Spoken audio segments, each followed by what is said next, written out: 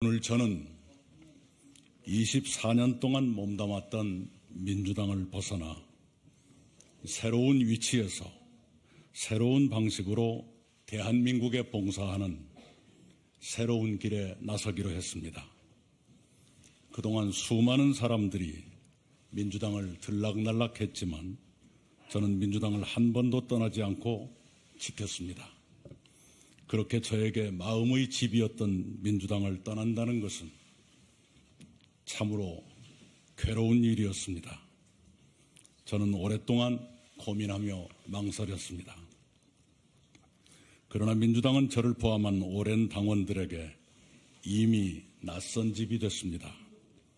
민주당이 자랑했던 김대중과 노무현의 정신과 가치와 품격은 사라지고 폭력적이고 저급한 언동이 횡행하는 1인 정당, 방탄 정당으로 변질했습니다. 민주당의 정신과 가치를 지키고 구현할 만한 젊은 국회의원들이 잇따라 출마를 포기하는 지경에 이르렀습니다. 당내 비판자와 저의 지지자들은 2년 동안 전국에서 수박으로 모멸받고 처단의 대상으로 공격받았습니다. 저는 그러한 잔인한 현실이 개선되기를 바랐지만 오히려 악화됐습니다. 포용과 통합의 김대중 정신은 실종됐습니다. 민주당의 피폐에는 저의 책임도 있다는 것을 인정합니다. 특히 민주당 소속 시장의 잘못으로 2021년에 치러진 서울시장, 부산시장 보궐선거에 기존 당헌을 고쳐가며 후보자를 낸 것은 제가 민주당 대표로 일하면서 저지른 크나큰 실수였습니다. 대통령 선거를 1년 앞둔 시기에 서울과 부산의 공조직을 가동하는 것이 대선 승리에 도움을 줄 것이라는 얕은 생각을 제가 떨쳐버리지 못했습니다. 또한 2020년 국회의원 선거를 앞두고 공동선대위원장으로 일하면서 민주당 지도부의 위성정당 허용 결정에 제가 동의한 것도 부끄러운 일이었습니다. 저의 그런 잘못을 후회하면서 국민과 당원 여러분께 사과드립니다. 저의 오늘 결정에 대해 저의 아버지처럼 오랜 세월 보상도 이름도 없이 헌신하시는 당원 여러분께 이해를 구합니다. 저는 지금의 민주당이 잃어버린 민주당 본래의 정신과 가치와 품격을 지키고 실현하기 위해 새로운 길에 나섭니다. 저는 죽는 날까지 그 정신과 가치와 품격을 지키겠습니다. 저를 이렇게 몰아세운 것은 무엇보다도 대한민국의 위기였습니다. 저는 이 국가적 위기를 외면해서는 안 된다고 판단했습니다. 지금 대한민국은 안팎으로 추락하고 있습니다.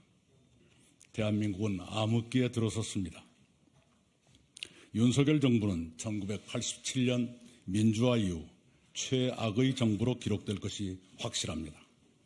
윤석열 정권은 국정의 거의 모든 분야에서 전례 없는 퇴행과 난맥을 계속하고 있습니다. 대한민국은 침몰로 갈 것이냐, 지속 가능 국가로 회복될 것이냐의 마지막 기로에 섰습니다. 국가적 위기의 핵심은 정치의 위기입니다. 무능한 정권과 타락한 정치가 각자의 사활에만 몰두하며 국가의 위기를 심화시킬 뿐 국가 과제의 그 어느 것도 해결하지 못하고 있습니다. 이 망국적 정치는 민생의 고통을 덜어드리지 못하고 있습니다. 한반도의 평화가 깃들기를 바라는 국민의 여망에 부응하지 못하고 있습니다. 윤석열 정부는 검찰공화국을 거의 완성했습니다. 민주당은 스스로의 사법 리스크로 검찰 폭주를 제어하지 못하고 있습니다. 대한민국은 검찰 독재와 방탄의 수렁에서 헤매고 있습니다. 여야는 그런 적대적 공생관계로 국가를 무너뜨리고 있습니다. 후목불가조, 썩은 나무로는 조각을 할 수 없다는 공자의 말씀처럼 지금의 정치로는 대한민국을 살릴 수 없습니다. 대한민국을 위기에서 구하려면 정치 구조부터 바꿔야 합니다. 무능하고 부패한 거대 양당이 진영의 사활을 걸고 극한투쟁을 계속하는 현재의 양당 독점 정치 구조를 깨지 않고는 대한민국이 온전하게 지속될 수 없습니다. 서로를 싫어하고 미워하는 혐오와 증오의 양극 정치를 끝내지 않고는 국민이 마음 편히 사실 수 없습니다. 모든 것을 흑백의 양자택일로 몰아가는 양극 정치는 지금 전개되는 다양성의 시대를 대처할 수 없습니다. 정치를 이대로 두어서는 안 됩니다. 이제는 바꿔야 됩니다. 저는 미국과 독일에서 1년 넘게 공부하면서 확실히 배웠습니다. 미국은 양당제 속에서 분열의 늪에 빠져 헤어나지 못하고 있습니다. 독일은 다당제로 극단의 정치를 피하면서 분열을 극복하고 있습니다. 우리도 혐오와 증오의 양당제를 끝내고 타협과 조정의 다당제를 시작해야 합니다. 4월 총선이 그 출발이 되도록 국민 여러분께서 도와주시기 바랍니다. 다당제 실현과 함께 개헌을 통해 분권형 대통령제를 도입했으면 합니다. 현재의 대통령제는 검증되지 않은 인물이 집중된 최고 권력을 잡을 수도 있도록 되어 있습니다. 그 폐해를 우리는 진절이 치며 경험하고 있습니다. 현행 제도를 고쳐 대통령 후보를 철저히 검증하고 대통령의 권력을 최대한 분산해야 합니다. 그렇게 하면 지금 같은 위험을 줄일 수 있습니다. 특히 특권 없는 정치와 성역 없는 법치를 꼭 구현하려 합니다. 정치인 등 누구든 특권을 남용하면 국가기강이 무너진다는 것을 우리는 확인했습니다. 우리가 힘들게 이룩한 법치주의마저 권력에 유린되고 있습니다. 정권은 검찰의 칼로 세상을 겁박합니다. 다수당은 의석수로 방탄하고 대통령은 거부권으로 방탄합니다. 이것이 지금의 대한민국입니다. 그런 현실을 바로잡읍시다. 정치는 모든 특권을 내려놓고 오직 국민과 국가에 봉사해야 합니다. 법치는 성역 없이 바로 서야 합니다. 경제에서는 R&D 지원과 규제 혁파로 기업의 도전을 돕고 미래 기술 산업을 집중 육성하는 등 새로운 성장 동력을 끊임없이 개발하도록 하겠습니다. 복지는 생활에 필수적인 기초 서비스를 국가가 단계적으로 제공하면서 궁극적으로는 중부담 중복지로 발전시키도록 하겠습니다. 문화에서는 지원하되 간섭하지 않는다는 김대중 정부의 원칙을 되살려 제2의 한류를 더 확산시키도록 돕겠습니다. 외교에서는 한미동맹을 중심에 두면서 중국, 일본, 러시아와 우호관계를 정착시키고 남북관계를 안정적으로 유지해 평화와 번영을 돕도록 하겠습니다.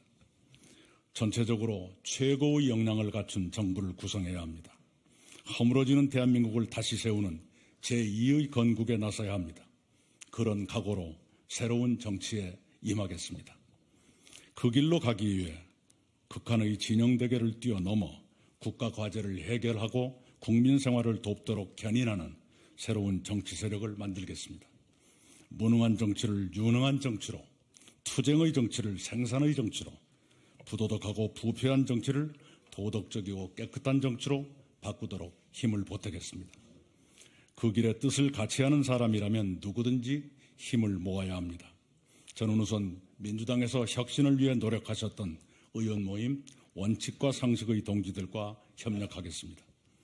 어느 분야에서든 착하고 바르게 살아온 사람들이 그 길에 함께해 주시기를 바랍니다.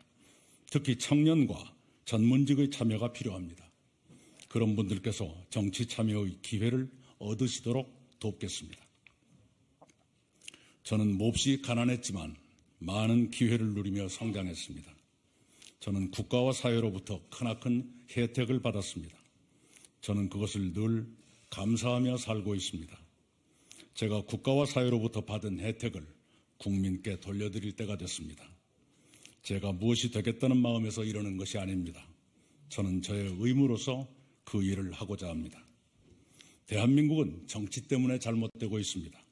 잘못을 알면서도 모른 척하는 것은 비겁한 죄악입니다. 김대중 대통령은 행동하지 않는 양심은 악의 편이라고 말씀하셨습니다. 저는 무능하고 부패한 정치가 대한민국을 더는 망가뜨리지 못하도록 싸우겠습니다. 그 길은 쉽지 않은 길입니다. 저는 그 길이 쉬워서 가려는 것이 아니라 어렵더라도 가야 하기 때문에 가려 합니다. 국민 여러분의 이해와 성원을 부탁드립니다. 감사합니다.